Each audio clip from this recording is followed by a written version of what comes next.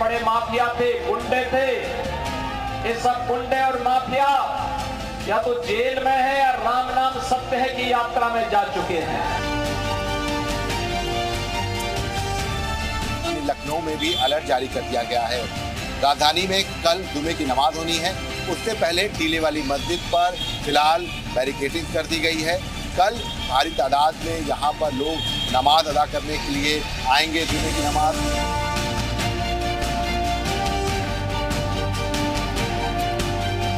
धारा 144 इसका ताल्लुक अगर सिर्फ मुसलमानों से है या मस्जिदों से है तो ये मुनासिब नहीं है। में बाकायदा नवरात्र और इजराइल और ईरान के मुद्दे को लेकर अलर्ट भी जारी किया गया है। ऐसे में तमाम मंदिरों में, इसके साथ साथ मस्जिदों में सुरक्षा व्यवस्था जो है चाक चौबंद की गई है।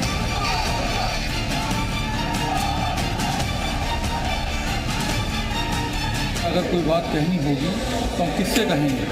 हम किसी दूसरे देश वाले से थोड़ी कहेंगे, किसी और देश की हुकूमत से थोड़ी कहेंगे। हम जो भी कहेंगे अपनी हुकूमत से कहेंगे।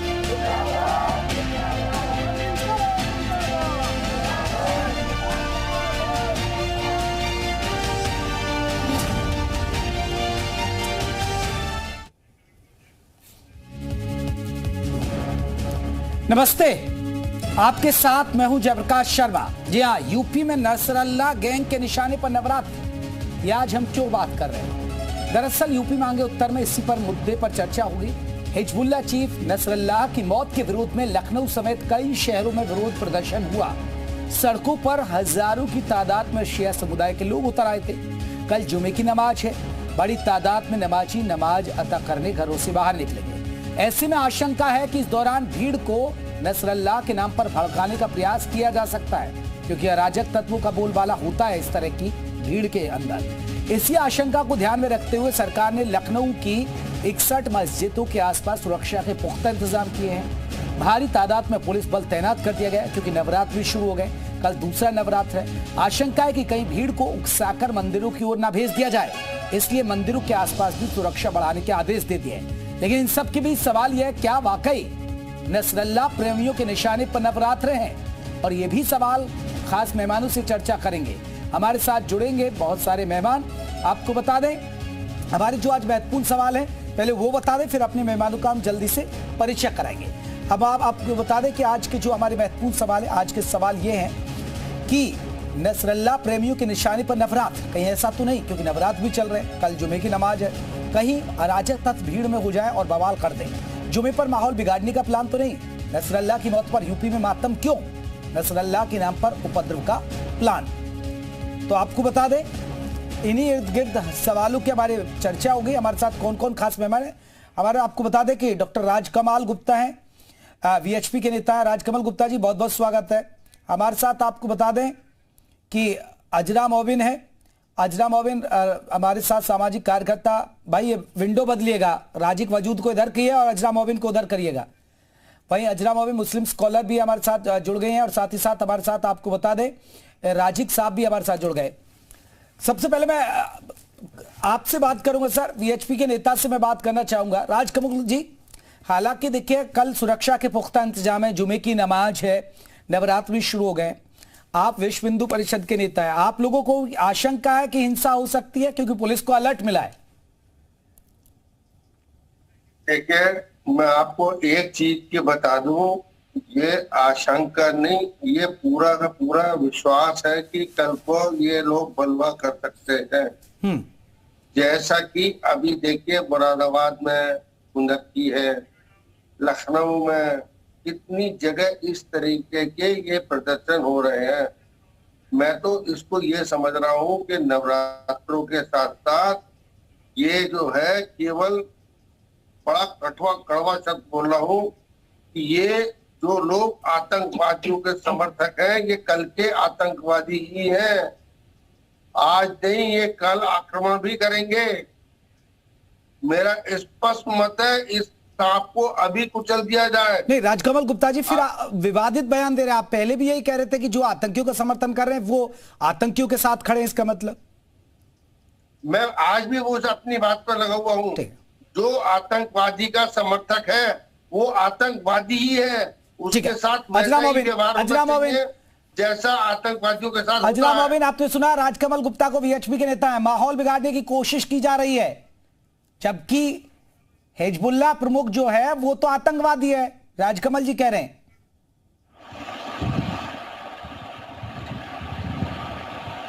नहीं, देखिए साहब, राजकमल जी जो है ये खुद इस मेंटालिटी के हैं, इसलिए ऐसा बोल रहे हैं।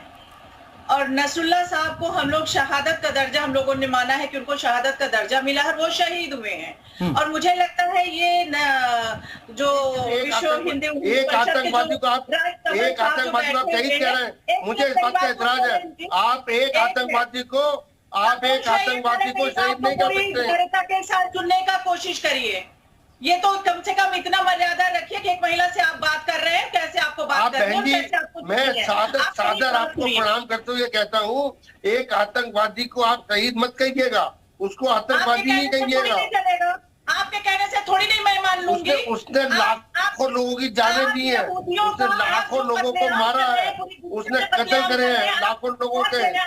उस आतंकवादी को आप आतंकवादी नहीं कह रहे हैं, वो आतंकवादी ही है, और जो इसके समर्थक है वो भी कल के अजरा मोमिन जी एक बड़ा सवाल है, ठीक है, अभी रुक जाइए राजकमल जी, उनकी बात पूरी हो जाए तभी आप बीच में बोलिएगा। अजरा मोमिन जी, सवाल ये है कि ठीक है, राजकमल गुप्ता कह रहे वो आतंकी है, आप कह रहे नहीं वो शहीद आदमी है, लेकिन अमेरिका समेत 60 ऐसे देश हैं जिसने नसरुल्लाह को आतंकवादी घोषित किया। अब उनकी जुबान आप कैसे रोकेंगे? मैं ऐसे ही रोकूंगी जैसे मैं आपके चैनल पे बैठ करके बोल रही हूँ कि नसरुल्लाह साहब शहीद हुए हैं, वो आतंकवादी नहीं है, उन्होंने हक की लड़ाई लड़ी है।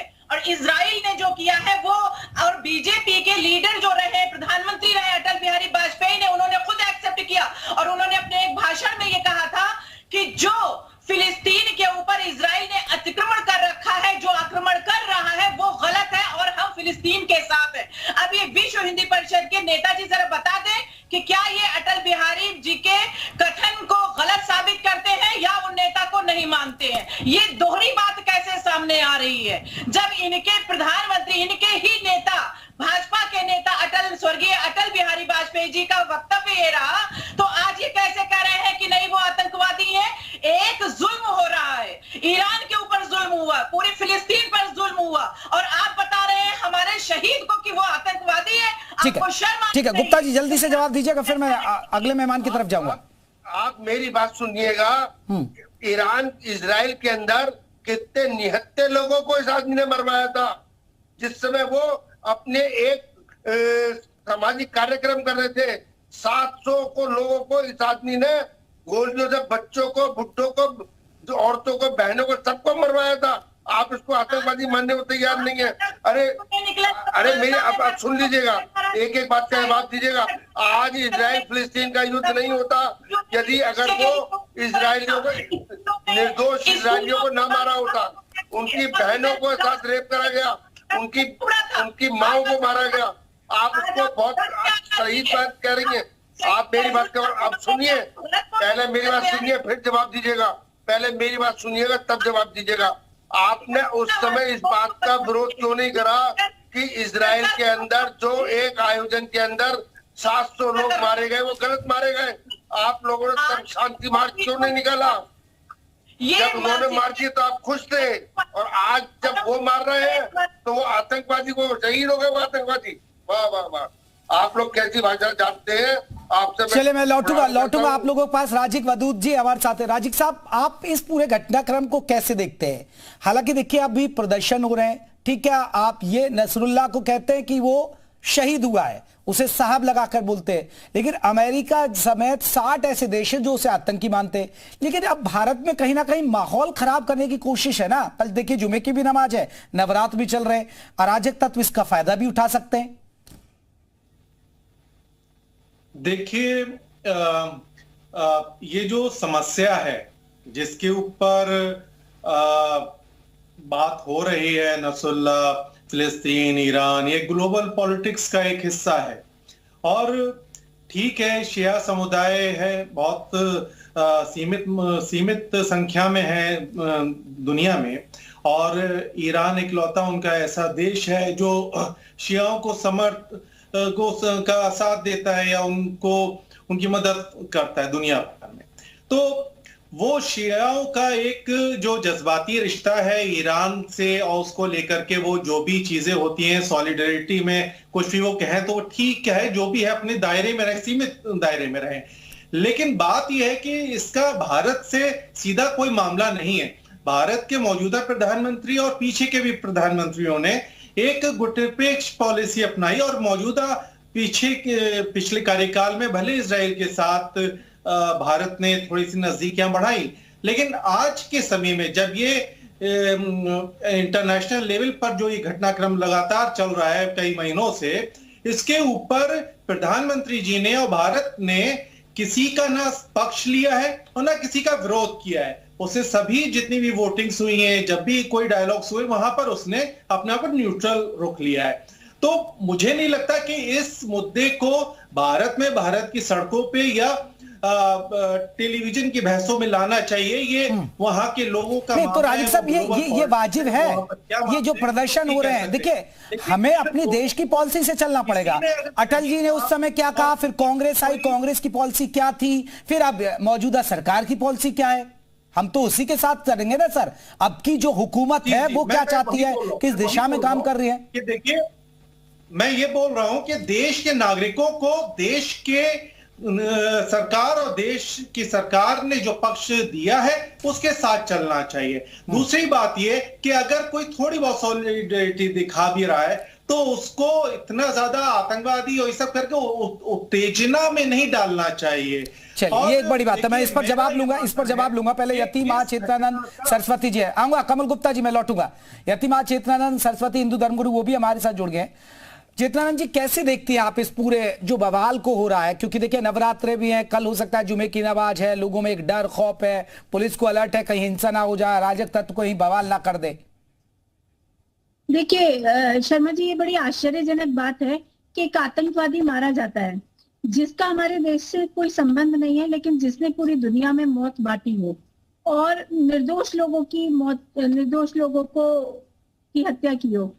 क्या कुछ हुआ महिलाओं के साथ वो हम सब ने देखा है, किस तरीके से गाड़ी पे बांध के उनको नग्न अवस्था में वहां घुमाया गया, उसके बाद क्या कुछ हुआ वो सब हम लोगों ने देखा है।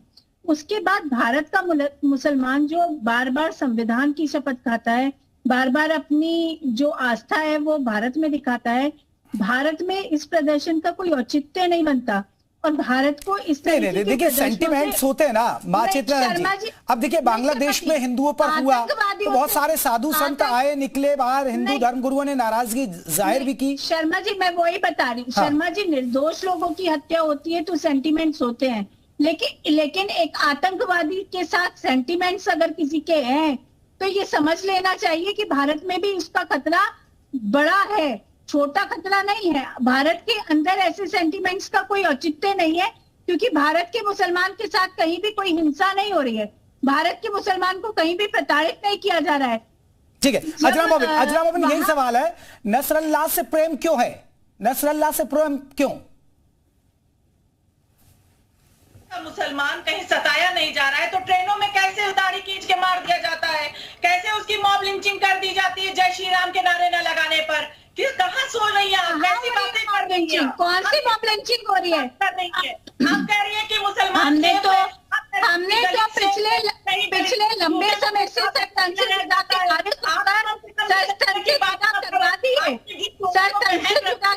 बुलंद कर भारत में लोगों के सर से जुदा कर दिए गए।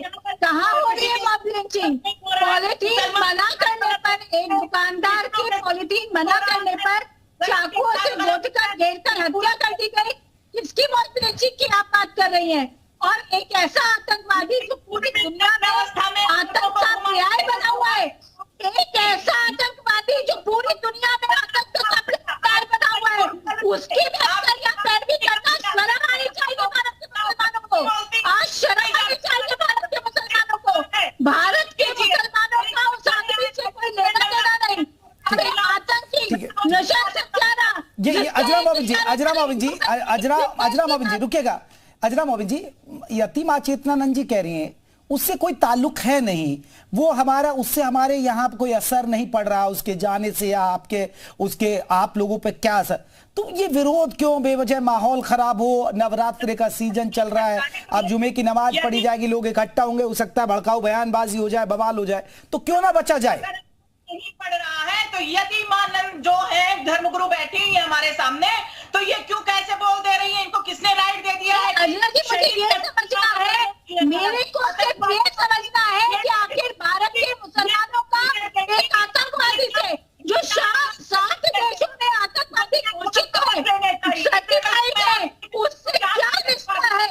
मैं सिर्फ इतना समझना चाहती हूँ कि भारत के मुसलमानों का उससे क्या रिश्ता है, और अगर भारत के मुसलमानों का उससे रिश्ता है तो भारत ठीक है अजरा मोहन जी रुकिएगा, माँ चित्रानंद जी रुकिएगा, कमल गुप्ता, राजकमल गुप्ता जी देखिए, अभी जिस तरह देखिए राजिक साहब ने जिक्र किया, ठीक है अजरा मोहन जी रुकिए, मैं आ रहा हूं, दोबारा मौका दूंगा अजरा मोहन जी।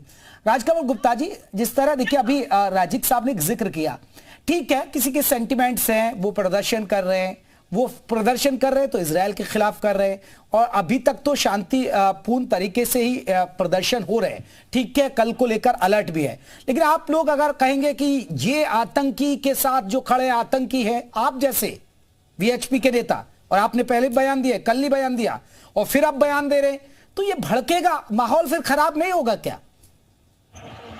देखिए अब मेरी बात सुनिएगा, बहन जी से कह दीजिएगा, बहन जी बोली मैं चुप रहा, मेरी एक बात का जवाब दें, इजराइल यहूदियों का एकमात्र देश है, उसको खत्म करने को कहते हैं। जाकिर नाइक पहुंचा तो कहने लगा जब तक एक भी यहूदी जिंदा है हम बदला लेते रहेंगे। इसका क्या मतलब है? कल तो सिर्फ जब भारत के सनातनियों का रहेगा तो क्या यहाँ से भी यही कहेंगे, यही करेंगे?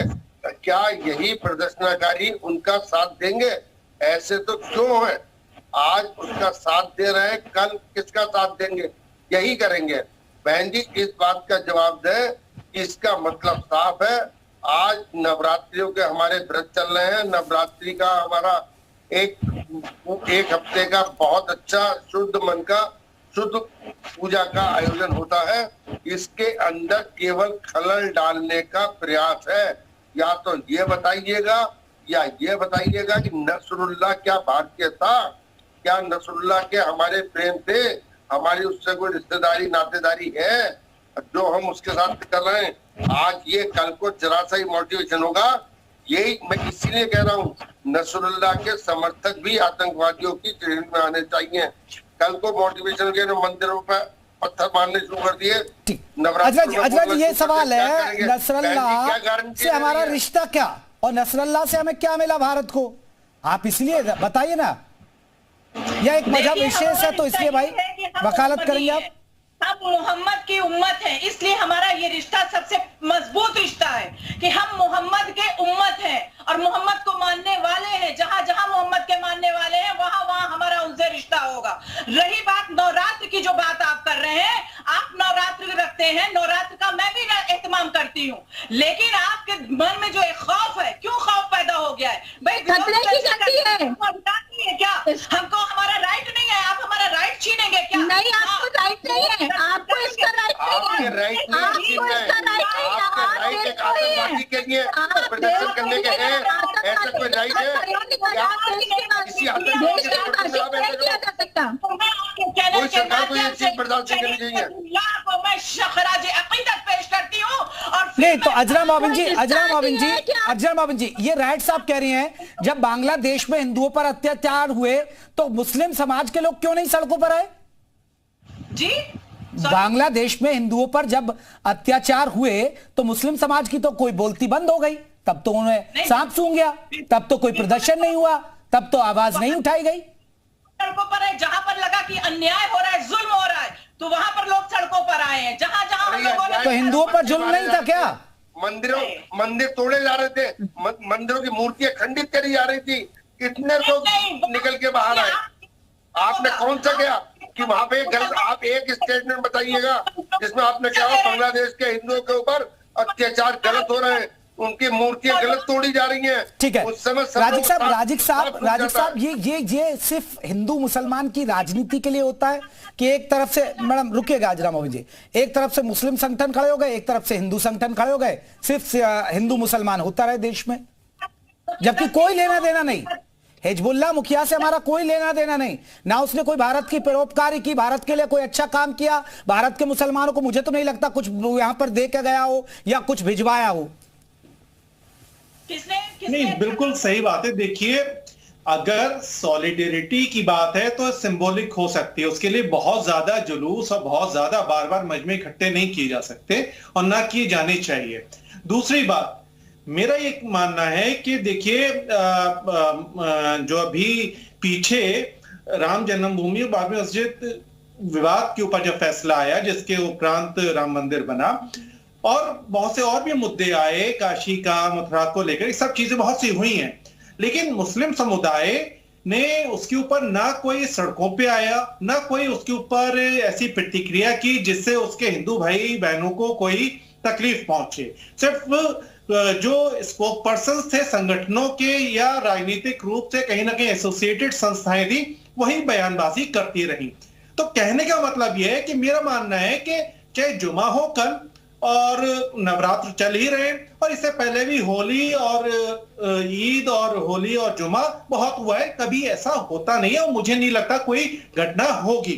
दूसरी बात, प्रशासन भी सशक्त है और सतर्क है, तो मुझे नहीं लगता कोई समस्या होगी। लेकिन बात दूसरी यह है कि देखिए, देश की विडंबना यह है कि जिन मुद्दों पे सड़कों पे आना चाहिए वो मुद्दे हैं, आप रोजगार के लिए आओ, आप शिक्षा के लिए आओ, स्वास्थ्य के मुद्दों पे आओ, सरकार से नागरिक की हैसियत से अपने अधिकारों की बात करने के लिए आओ, सरकार को चेतना पैदा करने के लिए आओ, तो भी बात समझ में आती है। लेकिन ये जो सेंटिमेंटल इश्यूज हैं और उनका जो सेंटिमेंटल इश्यूज होते हैं, उनका पता नहीं चलता कौन उस सेंटिमेंटल इशू का मिसयूज कर ले। ये एक बड़ी बात है। अजरा मोहम्मद जी देखिए, आपने कहा, अभी देखिए माँ चेतनानंद जी ने सवाल उठाया कि देखिए कहां मुसलमानों को, ठीक है मैं आ रहा हूं सर, राजिक साहब आऊंगा, लौटूंगा आपके पास, कहां मुसलमानों पर अत्याचार हो रहा है? अगर मुसलमानों पर अत्याचार हो रहा है भारत में, तो आप आवाज उठाइए, सड़कों पर आइए, अपने हक के लिए आइए, रोजगार के लिए आइए। उसके लिए नहीं आ रहे हैं। वो शख्स जो कहां का पता नहीं, आप वो कहां बैठा, जिस पर आतंकी जिसे बार बार कहा जा रहा, उसके लिए क्यों आ रहे हैं आप? नहीं जेपी शर्मा जी, आपको शायद मालूम नहीं है, जब मॉब लिंचिंग होती है उस पर भी लोग सड़कों पर आए, जब उनका दाढ़ी पकड़ के मॉब लिंचिंग का मामला नहीं है, 7 देशों में आतंकवादी को घोषित कर दिया गया, उसकी हत्या का मामला है। अरे आतंकवादियों से आपका क्या रिश्ता? अजरा जी भारत में रहती है, भारत के मुसलमानों का आतंकवादियों से क्या रिश्ता है? ये भारत सरकार के लिए चिंता का विषय होना चाहिए। अजरा जैसे लोगों का आतंकवादियों से क्या रिश्ता है, ये सरकार के लिए चिंता का विषय होना चाहिए। ऐसी महिलाएं जो यहाँ न्यूज चैनल पर बैठकर एक आतंकवादी का समर्थन करेंगे, इनका और क्या रिश्ता है, ये जांच का विषय होना चाहिए। और सारे भारत में हिंसा जो होती है ना अजरा जी, भारत में जो हिंसा होती है ना, ये उन्हीं के इशारों पर होती है। ये हम लोग खूब समझते हैं अजरा जी, हम लोग खूब समझते हैं। अजरा जी सुनिए, अजरा जी एक आतंकवादी से क्या रिश्ता है आपका? भारत के मुसलमानों का आतंकवादियों से क्या रिश्ता है? मैं जानना चाहती हूँ कि भारत के मुसलमानों का, चलिए ठीक है मैं लौट रहा हूँ।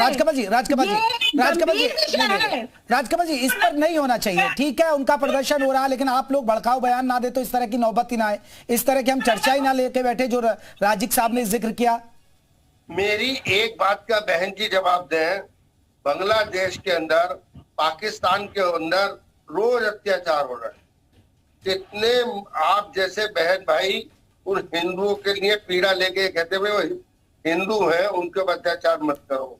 सड़क के ऊपर घसीट के लड़कियों के साथ रेप कराया जाता है, उनका धर्म परिवर्तन कराया जाता है।